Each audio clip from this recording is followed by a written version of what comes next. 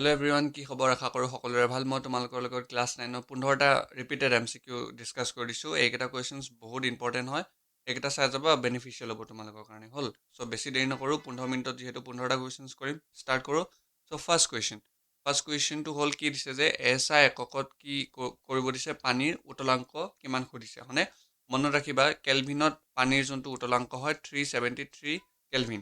আৰু সেই 373 কেলভিনটো কেনেকৈ হয় চোৱা, পানীৰ উতলাংক কিমান? 100 ডিগ্ৰী চেলচিয়াছ, এইখিনি তোমালোকে জানাই। আৰু কেলভিন এককলৈ যদি যিহেতু ইউনিট কেইটা কিহত দিয়া আছে, কেলভিনত দিয়া আছে। আৰু ইয়াক যদি আমি কেলভিন এককলৈ লৈ যাওঁ, কেলভিনত কি কৰিব লাগে যে কেলভিন ইজুকালটো কি হয়, ডিগ্ৰী চেলচিয়াছ প্লাছ 273। আৰু আৰু চেলচিয়াছ আমাক কিমান জানো আমি, উতলাংক, পানীৰ উতলাংক 100 ডিগ্ৰী চেলচিয়াছ। তো এইটো 100 ডিগ্ৰী হ'ল প্লাছ 273। আৰু এইকেইটা যদি আমি এড কৰি দিওঁ কিমান পাম, 373 কেলভিন। সেয়েহে পানী উতলাংক কেলভিন স্কেলত কিমান হ'ব, 373 কেলভিন। ইম্পৰ্টেণ্ট কুৱেশ্যনছ মনত ৰাখিবা। ইয়াৰ পৰা আমি ইম্পৰ্টেণ্টটো কি ৰাখিব পাৰোঁ যে কেলভিন টু চেলচিয়াছ কনভাৰ্জন মনত ৰাখিবা। কেলভিনৰ পৰা চেলচিয়াছলৈ কনভাৰ্ট কৰিবলৈ আমি কোনটো ফৰ্মুলা লগাওঁ, যে kelvin is equal to degree Celsius plus 273। মনত ৰাখিবা, ঠিক আছে। ইম্পৰ্টেণ্ট কুৱেশ্যন হ'ল, ইম্পৰ্টেণ্ট কুৱেশ্যন। নেক্সট চোৱা, পদাৰ্থ এটা কঠিন অৱস্থাৰ পৰা পোনে পোনে গেছীয় অৱস্থালৈ যোৱা প্ৰক্ৰিয়াটোক কি বুলি কৈছে চোৱা। প্ৰথমে কি আছিল বস্তুটো, গোটা হ'ল, গোটা আছিল। গোটাৰ পৰা জুলীয়া হোৱা নাই, জুলীয়া, তাৰ পৰা কি হ'ব, গেছীয় হ'ল। গোটাৰ পৰা যোনটো গেছীয় অৱস্থালৈ যোৱা এই পদ্ধতিটোক কি বুলি সুধিছে, কি বুলি জানো আমি, জানোনে? ঊৰ্ধ্বপাতন হ'ল। যেতিয়া কোনো পদাৰ্থ কঠিন অৱস্থাৰ পৰা পোনে পোনে, কঠিন মানে কি, গোটা অৱস্থা। চ' কঠিন অৱস্থাৰ পৰা যেতিয়া পোনে পোনে তৰল নহয়, তৰল হৈছে জানো, নাই হোৱা, ডাইৰেক্ট গেছীয় অৱস্থালৈ যায়, তেতিয়া আমি তাক কি বুলি কওঁ, ঊৰ্ধ্বপাতন বা ছাবলিমেশ্যন বুলি কওঁ। হ'ল, উদাহৰণ কি কি হ'ব, নেপথেলিন আৰু কৰ্পূৰ। ইয়াৰে ইম্পৰ্টেণ্ট এইকেইটা এক্সাম্পল কেইটা তোমালোকে চাই ল'বা, নেপথেলিন আৰু কৰ্পূৰ। এইকেইটাৰ ডাইৰেক্ট তোমালোকৰ কি হয়, ঊৰ্ধ্বপাতন হয়, মানে কঠিন পদাৰ্থৰ পৰা ডাইৰেক্ট গেছীয় পদাৰ্থলৈ ৰূপান্তৰ হয়। নেক্সট কুৱেশ্যন, তলৰ কোনটো পাৰমাণৱিক? পাৰমাণৱিক মানে কি জানো যে, মানে কি, তিনিটা হ'ল। তিনিটা কি পাৰমাণৱিক মানে কি, এটা পৰমাণুৰ কথা কৈছে হ'ল, য'ত মানে কি তিনিটা পৰমাণুৰে আগুৰি থাকিব, তেতিয়া আমি তাক কি বুলি ক'ম, পাৰমাণৱিক। তলৰ কোনটো পাৰমাণৱিক বুলি সুধিছে। এতিয়া কাৰ্বনটো আমি কেনেকৈ লিখোঁ, চি বুলি লিখোঁ। কাৰ্বন কি এটাই আছে, চ' এইটো পাৰমাণৱিক হ'ল জানো, নাই, মানে সি এক পাৰমাণৱিক। দেন অক্সিজেন আমি কেনেকৈ লিখোঁ, O2। মনত ৰাখিবা, অক্সিজেন অকলে এক্সিষ্ট নকৰে, অক্সিজেনৰ লগত আৰু এটা অক্সিজেন হ'লেহে সি অক্সিজেন বনাব। হ'ল O2, অকলে নাথাকে, O2 দুটা লৈ পেলাই সি বনে। হ'ল, চ' সেইটো কি হ'ল, দুটা পৰমাণু আছে, মানে পাৰমাণৱিক হ'ল। দেন অজন আমি কি লিখোঁ, O3 হ'ল। অক্সিজেন, ডাইঅক্সিজেন আৰু ট্ৰাইঅক্সিজেন, যোনটোক আমি অজন বুলি কওঁ। হ'ল, অজনত কেইটা অক্সিজেন পৰমাণু থাকে, তিনিটা অক্সিজেন পৰমাণু হ'ল। আৰু মিথেনত কি হ'ব, CH4 হ'ল, C+H, এইকেইটা মিলি লগ হৈছে। কাৰ্বন কেইটা আছে, এটা আছে। আৰু হাইড্ৰজেন কেইটা আছে, 4টা আছে। টোটেল কেইটা, 5টা। মানে ই কি হ'ব, বহু পাৰমাণৱিক হ'ল। চ' মানে কাৰ্বনটো এক পাৰমাণৱিক, অক্সিজেন পাৰমাণৱিক, এইটো পাৰমাণৱিক, আৰু মিথেনটো বহু পাৰমাণৱিক। মানে আমাৰ অপশ্যনটো কি, অপশ্যন চি, মনত ৰাখিবা। হ'ল, এক্সপ্লেনেশ্যন কেইটাও মই দি দিছোঁ, তোমালোকে ধুনীয়াকৈ চাই ল'বা, ইয়াৰ পৰা একো কনফিউজ নহ'বা। হ'ল, তলৰ কোনটো পাৰমাণৱিক আকৌ এবাৰ সুধিছে, সেইটো কুৱেশ্যনে আহিল নেকি? অ'কে, সেইটো কুৱেশ্যনে আহিল। এনচাৰটো কি হ'ব, অজন হ'ল, মনত ৰাখিবা। নেক্সট, HCl পাৰমাণৱিক ভৰ কিমান? HCl পাৰমাণৱিক ভৰ, আণৱিক ভৰ। HCl আণৱিক ভৰ যেতিয়া ওলাব যাওঁ, আমি কি কৰিব লাগিব, হাইড্ৰজেন প্লাছ ক্লৰিন, এই দুটাৰ যদি উলিয়াওঁ, আমি জানো হাইড্ৰজেনৰ জানো আৰু ক্লৰিনৰ জানো, আৰু এই দুটা যদি আমি এড কৰি দিওঁ, তেতিয়া এই দুটাৰ মাজৰ আমি কি পাম, আণৱিক ভৰটো পাম। হাইড্ৰজেনৰ কি জানোনে, পাৰমাণৱিক ভৰ। ইহঁত দুটা পাৰমাণৱিক ভৰ যদি আমি যোগ কৰি দিওঁ, আমি কি পাম, আণৱিক ভৰ পাম। হাইড্ৰজেনৰ আণৱিক ভৰ আমি কিমান জানো, 1U। ইয়াতে যোনটো ইউ লিখোঁ, ইউ মানে কি জানানে, ইউনিফাইড মাছ, মনত ৰাখিবা, ইউনিফাইড মাছ হ'ল, মনত ৰাখিবা। 1U। আৰু ক্লৰিনৰ কিমান লিখোঁ জানানে, 35 1.5 ইউ।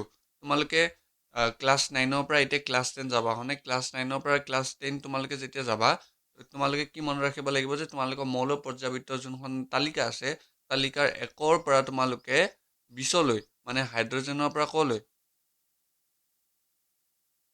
তোমালোকে হাইড্ৰজেনৰ পৰা 20 নম্বৰ মৌলটো কি হয় জানানে তোমালোকে? Hydrogen, helium, lithium, beryllium, boron, carbon, nitrogen, oxygen, fluorine, neon, sodium, magnesium, aluminium, silicon, phosphorus, sulphur, chlorine, argon, potassium, calcium হ'ল। চ' হাইড্ৰজেনৰ পৰা তোমালোকে কেলছিয়ামলৈ ইহঁতৰ যোনটো পাৰমাণৱিক সংখ্যা এইকেইটা তোমালোকে মুখস্থ কৰি থৈ দিবা হ'ল। 1ৰ পৰা 20লৈ তোমালোকে মনত ৰাখিব লাগিব হ'ল। হাইড্ৰজেনৰ কিমান জানো 1 ইউ, ক্লৰিনৰ কি 35.5 ইউ। ইহঁত দুটা যদি পাৰমাণৱিক ভৰকেইটা আমি যোগ কৰি দিওঁ তেতিয়া আমি কি পাম আণৱিক ভৰ। আণৱিক ভৰ এতিয়া হাইড্ৰজেনৰ কিমান 1 আৰু এইটো 35.5 এইকেইটা যোগ কৰিলে কিমান হ'ব 36.5। আৰু আমাৰ কিছুমানে যোগ কৰিব নাজানে, দশমিকত যোগ কৰিব নাজানে, কি কৰি দিছোঁ চোৱা তোমালোকে 1টো ইয়াত নাপাতিবা, এইটো ভুল। আমি 1টো ক'ত পাতিব লাগিব 35.5 মানে 1.0 এনেকৈ লিখিব লাগিব হ'ল। এতিয়া হ'ল 36.5 এইটো হ'ল এনচাৰ 36.5 কিহত লিখিছোঁ ইউত লিখিছোঁ মানে ইউনিফাইড মাছ হ'ল। এনচাৰটো কি হ'ল চি। বুজিছা? নেক্সট কুৱেশ্যন চোৱা, কোনো মৌলৰ সমস্থানিকৰ সমস্থানিক মানে কি যে সমস্থানিকবোৰৰ কি হয় পৰমাণুৰ সংখ্যা সিহঁতৰ কি থাকে একে থাকে, পৰমাণুৰ সংখ্যা একে, নিউট্ৰনৰ সংখ্যা কি হয় এইটো চোৱা নিউট্ৰনৰ সংখ্যাটো বেলেগ বেলেগ থাকে, ৰাসায়নিক ধৰ্ম সিহঁতৰ একেই। যেনেকৈ কাৰ্বন 12 আমি লিখোঁ আৰু এটা কাৰ্বন 14 লিখোঁ হ'ল। ইহঁতৰ কি হয় তোমালোকৰ পৰমাণুৰ সংখ্যা একেই থাকে কাৰ্বন 6 হ'ল। ইহঁতৰ নিউট্ৰনৰ সংখ্যা বেলেগ বেলেগ হ'ল। ৰাসায়নিক ধৰ্ম ইহঁতৰ একে যিহেতু এই দুটাও কাৰ্বনেই আৰু ইহঁতৰ উদাহৰণ কি কাৰ্বন 12 আৰু কাৰ্বন 14। এতিয়া কি গম পালোঁ যে সমস্থানিকবোৰৰ ভৌতিক ধৰ্ম একেই থাকেনে? ভৌতিক ধৰ্ম একেই। ৰাসায়নিক ধৰ্ম ভিন্ন থাকে, য়েছ ৰাসায়নিক ধৰ্ম কি হয় বেলেগ। নিউট্ৰনৰ সংখ্যা বেলেগ বেলেগ হয়নে? হয়। মানে কি সুধিছে আমাক তলৰ কোনটো সমস্থানিক অ'কে হ'ল। ভৌতিক ধৰ্ম একে থাকেনে? ইহঁতৰ ভৌতিক ধৰ্ম একে নাথাকে হ'ল। ৰাসায়নিক ধৰ্ম ভিন্ন থাকেনে? নহয়, ৰাসায়নিক ধৰ্ম কি ইহঁতৰ একেই। নিউট্ৰনৰ সংখ্যা বেলেগ বেলেগ হয়নে? য়েছ ইহঁতৰ কি বুলি ক'লোঁ নিউট্ৰনৰ সংখ্যা বেলেগ বেলেগ। পৰমাণুৰ সংখ্যা বেলেগ বেলেগ হয়নে? নহয়, পৰমাণুৰ সংখ্যা একেই থাকে, মানে এইটো ভুল। মানে শুদ্ধ এনচাৰটো কোনটো অপশ্যন চি মনত ৰাখিবা। দেন নিম্ন স্তৰৰ পৰা উচ্চ স্তৰলৈ পঞ্চৰাজ্য বৰ্গীকৰণ এইটো কোনে দিছিল জানাৰে? পঞ্চৰাজ্য বৰ্গীকৰণ হ'ল RH হোৱাইট আকাৰে দিছিলে। কি দিছিল যে মনত ৰাখিবা তোমালোকে কি হয় kingdom, phylum, class, order, family, genus, species হ'ল। মানে আমি এইটো কেনেকৈ কৰিছিলোঁ যে মনত ৰাখিবা মানে মনেৰা, প্ৰতিষ্ঠা, ফাঞ্জাই, প্লেণ্টি, এনিমেলিয়া। তোমালোকে এইবোৰ শুনিছানে? ভেঁকুৰ, মনেৰা, প্ৰতিষ্ঠা, উদ্ভিদ আৰু প্ৰাণী হ'ল। মানে মনেৰা যোনটো RH হোৱাইটিকাৰে দিছিলে কেনেকৈ লিখিছিল যে মনেৰা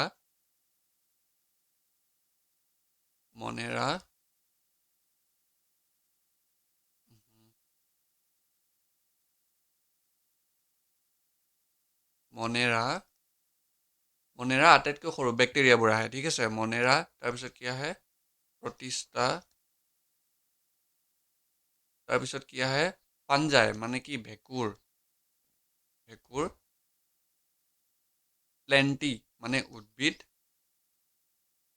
আৰু লাষ্টত কি আহে প্ৰাণী। মনত ৰাখিবা কি দিছিল যে মনেৰা, প্ৰতিষ্ঠা, ফাঞ্জাই, প্লেণ্টি আৰু এনিমেলিয়া, যোনটোক আমি অসমীয়াত কি বুলি কওঁ মনেৰা, প্ৰতিষ্ঠা, ফাঞ্জাই মানে ভেঁকুৰ, উদ্ভিদ মানে প্লেণ্টি আৰু এনিমেলিয়া মিনছ প্ৰাণী। এইটো হ'ল তোমালোকৰ কি নিম্ন স্তৰৰ পৰা উচ্চ স্তৰলৈ এটা ক্ৰম।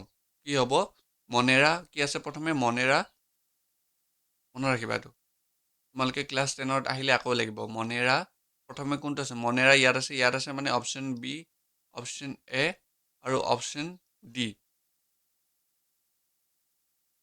Option C, A B C. Option এটো আমাৰ হ'ব নোৱাৰে, অপশ্যন চিটো হ'ব নোৱাৰে, মানে বি আৰু ডিৰ ভিতৰত কিবা এটা হ'ব। বিটোত কি আছে মনেৰা, প্ৰতিষ্ঠা, মনেৰা ভেঁকুৰ নহয় আমাৰ কি আহে নেক্সটত আহে প্ৰতিষ্ঠা, মানে অপশ্যন বিটো আমাৰ এনচাৰ অপশ্যন বি কি মনেৰা, প্ৰতিষ্ঠা, ফাঞ্জাই, প্লেণ্টি, এনিমেলিয়া। মনেৰা, প্ৰতিষ্ঠা, ভেঁকুৰ, উদ্ভিদ আৰু প্ৰাণী।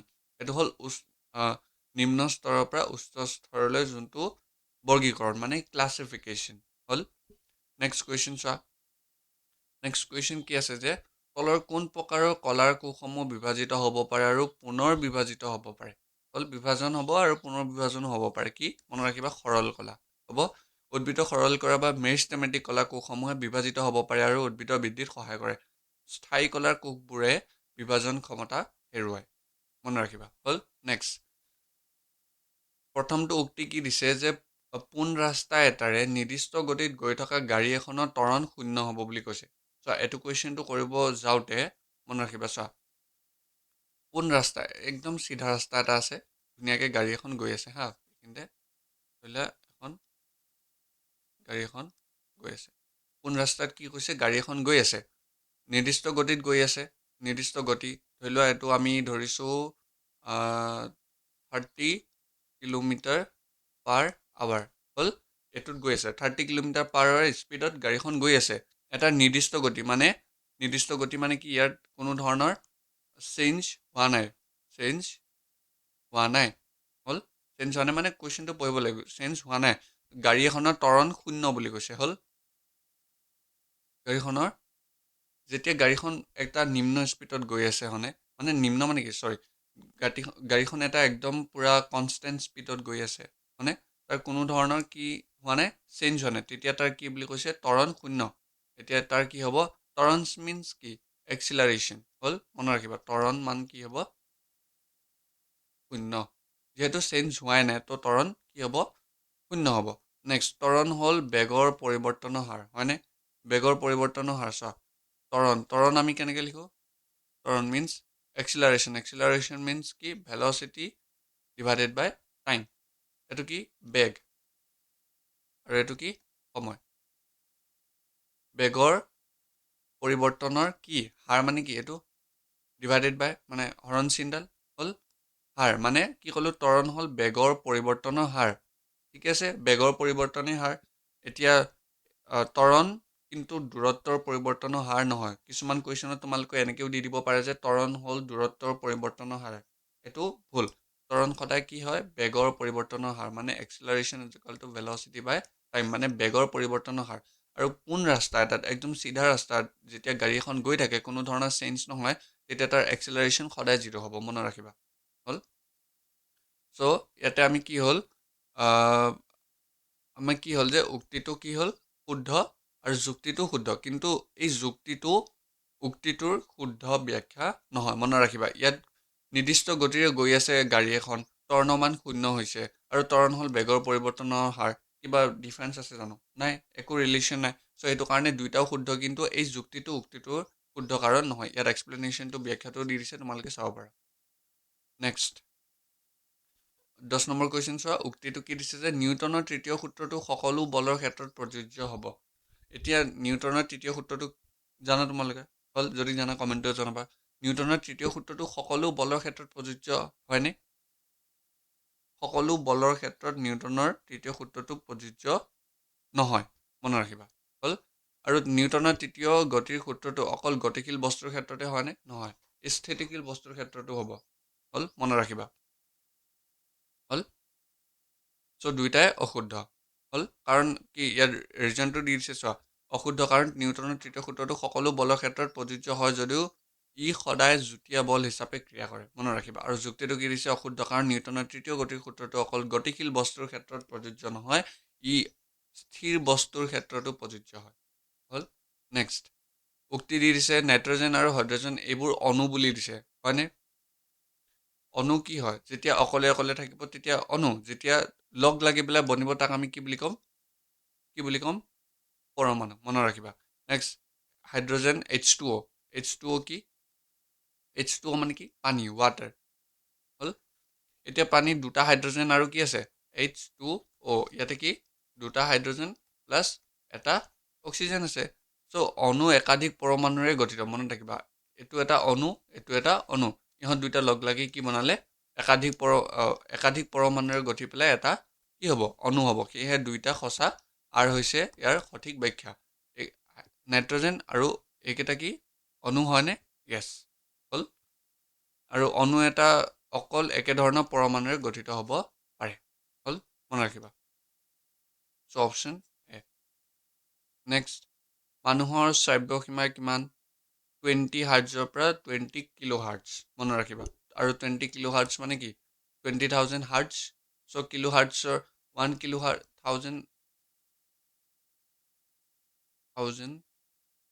1 kilo hertz 1 kilo hertz means 1000 হাৰ্টজ মনত ৰাখিবা হ'ল আৰু 20 kilo hertz means 20 kilo hertz means কিমান হ'ব 1000 ইনটু 20 হাৰ্টজ আৰু এইটোক যদি আমি ইনটু কৰি দিওঁ কিমান হ'ব 20,000 হাৰ্টজ চ' হাৰ্টছৰ পৰা কিলো মিনছ এটা মনত ৰাখিবা এই কনভাৰ্জনটো যে 1 kilo hearts is equal two 1000 hearts এইটো মনত ৰাখিবা বাকীখিনি ইজিলি কৰিব পাৰিবা হ'ল এইটো দেন অতি শব্দৰ তৰংগ দৈৰ্ঘ্যৰ মান কিমান 10 টু দ্য পাৱাৰ -2 মানে অতি স্তৰ মানে কি আল্ট্ৰাছাউণ্ডৰ তৰংগ দৈৰ্ঘ্য খুব সৰু হয় সাধাৰণতে ইয়াৰ মান প্ৰায় 10 টু দ্য পাৱাৰ -2 মিটাৰ বা তাতকৈ কম হয় মনত ৰাখিবা নেক্সট নিউটন মিটাৰ তলৰ কোনটো ৰাশিৰ একক কি কৈছে নিউটন পাৰ মিটাৰ বুলি কোৱা নাই হা নিউটন মিটাৰ বুলি কৈছে হ'ল এতিয়া আমি বলৰ একক কি নিউটন ক্ষমতা মিনছ আমি কি লিখোঁ ৱাট কাৰ্য মিনছ ৱৰ্ক ডান কাৰ্য একক কি আমি কি লিখোঁ জুল লিখোঁ জুল এতিয়া বুজিম আমি দেন ভৰবেগ মিনছ এইটোক আমি কি লিখোঁ কেজি মিটাৰ পাৰ ছেকেণ্ড এইটো হ'ল ভৰবেগৰ এছআই ইউনিট এতিয়া কাৰ্য ৱৰ্ক ডান বুলি কওঁতে কি হ'ব W is equal two F into S এইটো আমি জানো W মানে কি work done is equal two force unit কি ফ'ৰ্চ মানে বল কিন্তু এইটো হয় দূৰত্ব বা আমি কি লিখিব পাৰোঁ সৰণ লিখিব পাৰোঁ হ'ল বল মানে আমি নিউটন লিখোঁ আৰু দূৰত্ব মানে metre is equal to newton metre so' newton metre কাৰ ইউনিট হ'ল আমাৰ এতিয়া কাৰ্যৰ হ'ল নেক্সট লাষ্ট কুৱেশ্যন সন্ধিপদী প্ৰাণীৰ শ্বাস প্ৰশ্বাস তলৰ কোনটোৰ দ্বাৰা হয় সন্ধিপদী যোনবোৰ আমাৰ প্ৰাণী আছে চ' সিহঁতে কোনটো সিহঁতৰ ষ্ট্ৰাকচাৰৰ দ্বাৰা সিহঁতে কি হয় শ্বাস প্ৰশ্বাস ল'ব পাৰে ইয়াত কি দিছে ফুল দিছে বুকলাং দিছে ট্ৰেকিয়া দিছে আৰু আটাইবোৰ দিছে হ'ল মনত ৰাখিবা সন্ধিপদী প্ৰাণী এই আটাইবোৰৰ দ্বাৰাই সিহঁতে কি কৰিব পাৰে শ্বাস প্ৰশ্বাস ল'ব পাৰে সন্ধিপদী প্ৰাণীৰ বিভিন্ন শ্ৰেণীৰ মাজত শ্বাস প্ৰশ্বাসৰ বাবে বিভিন্ন অংগ থাকে যেনে জলজ প্ৰাণীৰ কাৰণে ফুল থাকে ফুল মিনছ গিল দেন মকৰা বা বিচনীৰ বুকলাং থাকে দেন কীট পতংগৰ কি থাকে ট্ৰেকিয়া মনত ৰাখিবা কীট পতংগৰ কি থাকে ট্ৰেকিয়া হ'ল চ' এইকেইটা আছিল তোমালোকৰ 15টা MCQ আশা কৰিছোঁ তোমালোকে বুজি পাইছা মই কি ক'ব বিচাৰিছোঁ আৰু এই 15টা MCQ কাৰ কেইটা শুদ্ধ হ'ল তোমালোকে একদম কমেণ্টত জনাই দিবা ঠিক আছে চ' আকৌ এবাৰ চাব মন আছে যদি তোমালোকে ভিডিঅ'টো ৰিভাৰ্চ কৰি পেলাই আৰু এবাৰ চাই ল'ব পাৰা চ' একেটাই আছিল ইম্পৰ্টেণ্ট কুৱেশ্যন চ' এক্সাম দিয়াৰ আগত তোমালোকে এবাৰ চাই যাবা ঠিক আছে থেংক ইউ